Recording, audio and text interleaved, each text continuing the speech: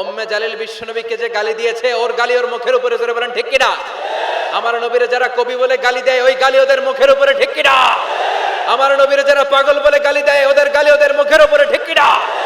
আমার নবীরে যারা লেস কাটা নির্বংশ বলে, ওদের 14 গোষ্ঠী নির্বংশ, জোরে বলো ঠিক কিনা? আমার নবীর সম্মানের বিরুদ্ধে যদি কথা বলে, তাদের বিরুদ্ধে আমাদের হুঙ্কার আর লড়াই আছে না নাই? বিশ্বনবীরে গালি দিলে কলিজা আগুন লাগে? কার কার লাগে? হাত তুলে আল্লাহর দেখা।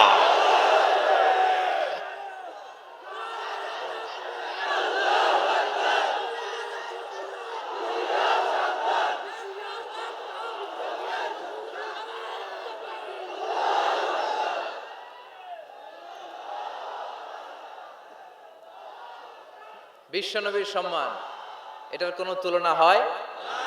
বিশ্বনবীর লাইফ নিয়ে কথা বলা, অসাধারণ এক লাইফ, ওনার বায়োগ্রাফি, এটা অসম্ভব। এটা তলাবিহীন সাগরের মতো। বিশ্বনবীকে যদি কথা বলতে শুরু করে, এটা অনেকটা তলাবিহীন সাগরের মতো। এটা সাগর কিন্তু কি নাই? কথা কয় না, কি নাই? বিয়ন্ডলেস, বাউন্ডলেস, বটমলেস, ঠিক কিনা?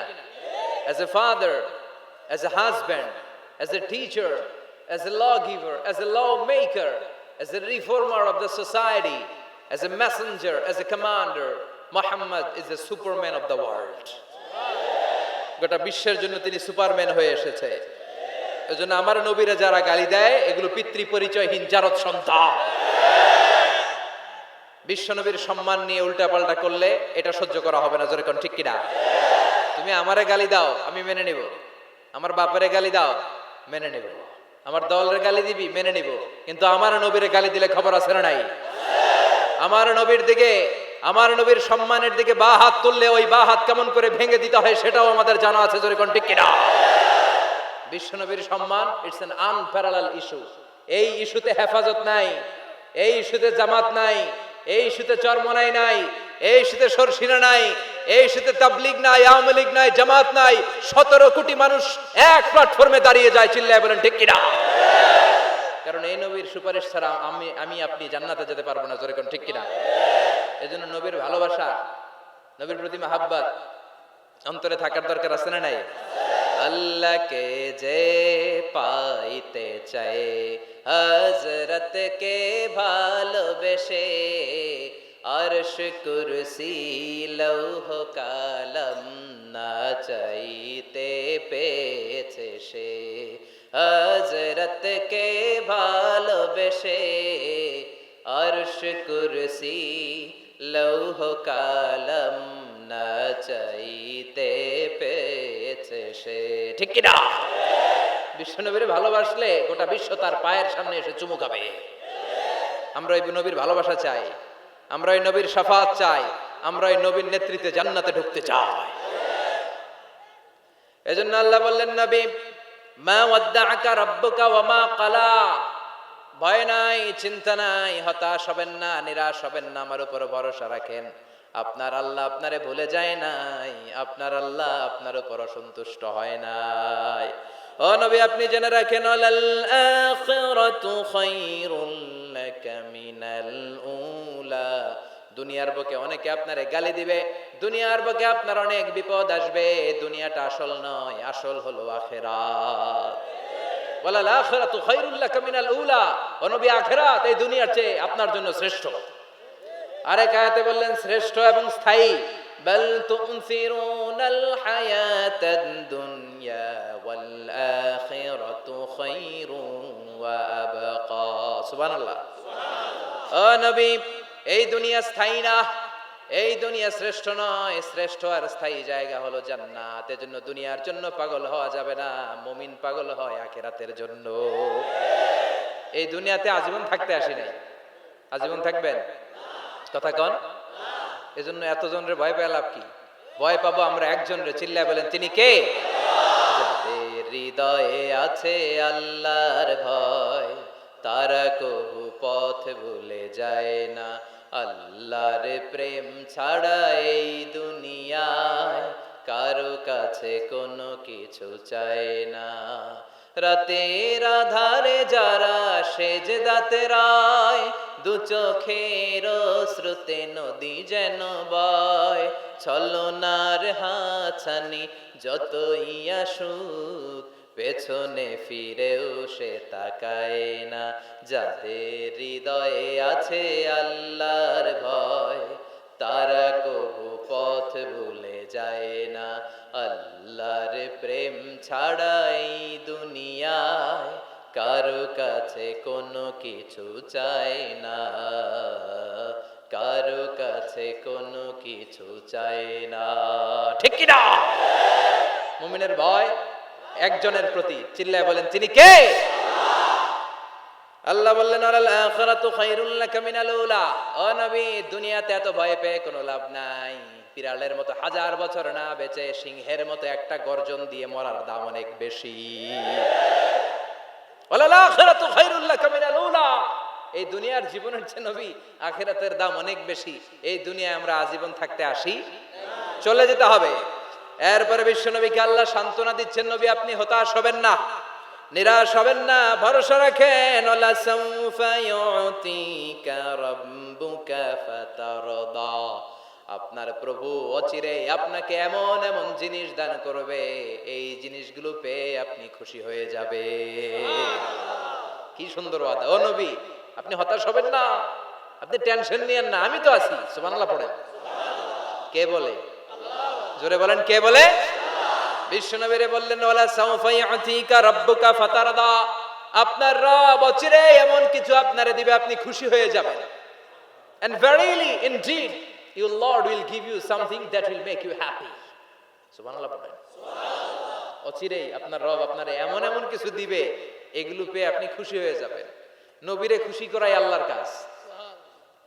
এজন্য বিশ্বনবীর উপাধি দিয়েছেন আল্লাহ হাবিব। বিশ্বনবীকে আল্লাহ কি ডেকেছেন?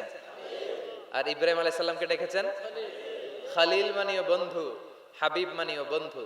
খলিল মানে এমন বন্ধু যে বন্ধু আল্লাহরে খুশি করার জন্য কাজ করে, আর হাবিব মানে এমন বন্ধু যেই বন্ধুরে খুশি রাখার জন্য আল্লাহ নিজেই কাজ করে। এজন্য আল্লাহ বললেন নবী ওয়ালা সাউফা ইউতিকা রাব্বুকা ফাতারদা। আপনার রব চিরে এমন এমন জিনিস আপনারে দান করবে, এগুলো পেয়ে আপনি খুশি হয়ে যাবেন। আল্লাহ তাআলা বিশ্বনবীর কি কি দান করলেন, কি কি দিয়া বন্ধুরে খুশি রাখলেন, রাজি রাখলেন, শুনবেন? সবাই শুনবেন না? সবাই শুনতে রাজি আছেন? নাম্বার 1, মক্কায় বিশ্বনবী দেখতে পেলেন দাওয়াতি কাজের তো বেশি অগ্রগতি হচ্ছে না, কি করা যায়?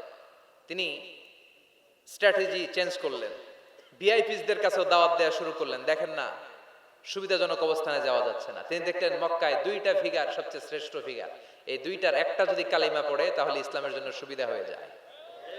বিশ্বনবী আল্লাহর কাছে দোয়া করতে লাগলেন, আল্লাহুম্মা আইজ্জাল ইসলামা বিআহাব্বির রাজুলাইনি ইলাইক। আল্লাহ, 2জন লোকের নাম এখন আমি বলবো, যেই লোকটারে ভালো লাগে এই লোকটার মুখ দিয়ে শাহাদা বাণী উচ্চারণ করে তুমি ইসলামের বিজয় দান করে দাও। দোয়া শুরু করে দিলেন, আল্লাহ 2জন লোকের একজনকে তুমি আমার অনুসারী বানিয়ে দাও, এই 2জনের যারে তোমার ভালো লাগে। আল্লাহুম্মা আইজ্জাল ইসলামা বিআহাব্বি হাদাইনির রাজুলাইনি ইলাইক।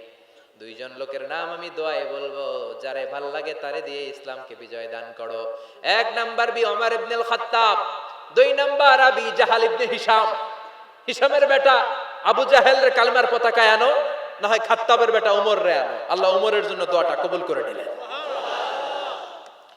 ওমরে ফারুক বিশ্বনবীর কল্লা কাটার জন্য তলোয়ার নিয়ে ধেয়ে আসছে, তার আগের রাতে বিশ্বনবী তাহাজ্জুদে কেঁদে কেঁদে এই দোয়াটা করেছে। বিশ্বনবীর চাচা হামজা ইবনে আব্দুল মুত্তালিব ওমরে ফারুককে দেখে বিশ্বনবীর কাছে দৌড়ে আসলেন। বিশ্বনবী তখন আরকাম ইবনে দারুল আরকামের ঘরে সাফা পাহাড়ের পাদদেশে বসে লুকিয়ে লুকিয়ে দাওয়াতি কাজ করতেন।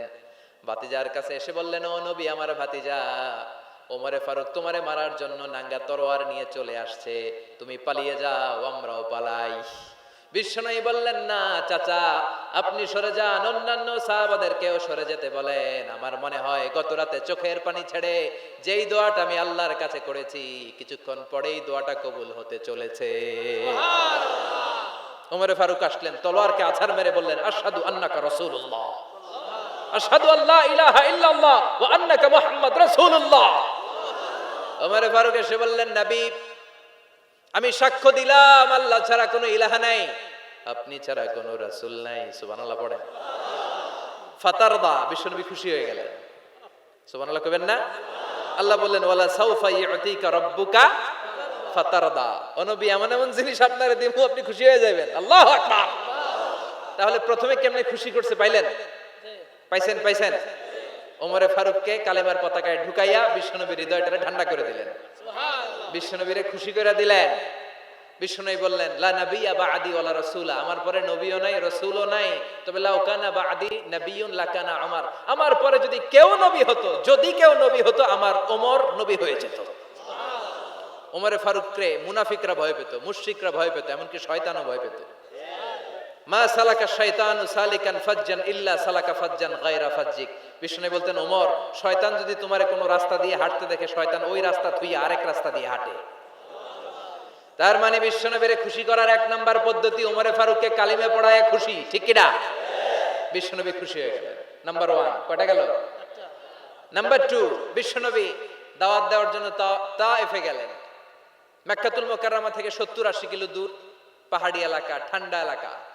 হজ উমরা যারা করেছেন দেখেন নাই, ঘুরে ঘুরে উঠতে হয়। আবার এখন ক্যাবেল কার আছে, ক্যাবেল কার দিয়ে উঠা যায়, নামা যায়।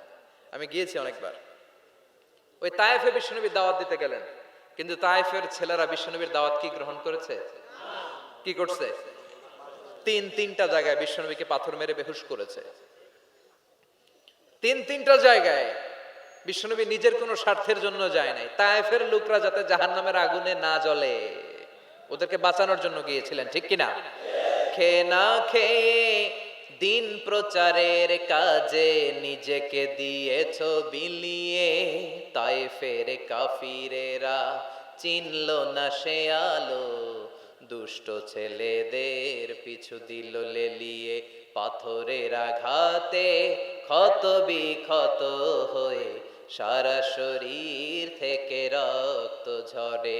হে রাসূল তোমাকে ভুলি আমি কেমন করে, হে রাসূল তোমাকে ভুলি আমি কেমন করে। হাজার ব্যথা বেদনার পরে ফিরে আসনি তুমি আপন ঘরে, দিনের আলো তুমি ছড়িয়ে দিতে, চলে গেলে মদিনায় মক্কা ছেড়ে। হে রাসূল তোমাকে ভুলি আমি কেমন করে, হে রাসূল তোমাকে ভুলি আমি কেমন করে, ঠিক কি না?